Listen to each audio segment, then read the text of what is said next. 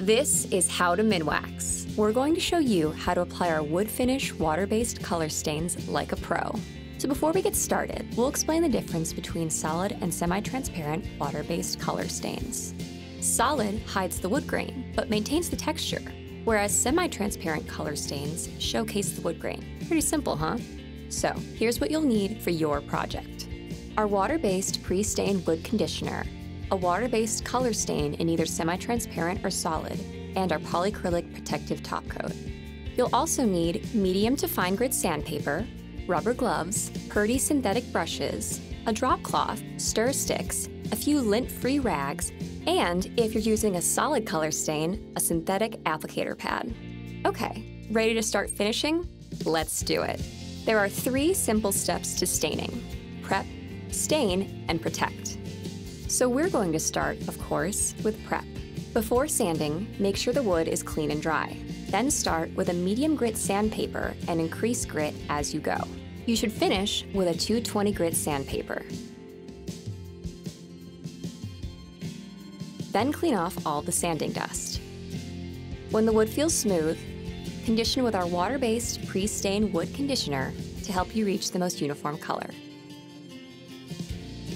Allow 1 to 5 minutes to penetrate and then wipe with a lint-free rag. After 15 to 30 minutes, lightly sand the surface with a 220 grit sandpaper and wipe off the sanding dust. Now you can stir your stain thoroughly. It's always a good idea to pre-test the color in a hidden spot by applying and wiping in the direction of the wood grain. You can now start staining by going with the grain using a Purdy synthetic brush. Then, immediately wipe in the direction of the wood grain to remove the excess stain. Since we're staining with a solid color, we need to use a synthetic pad to remove the excess stain. But if you're applying a semi-transparent stain, use a lint-free rag to remove the excess stain.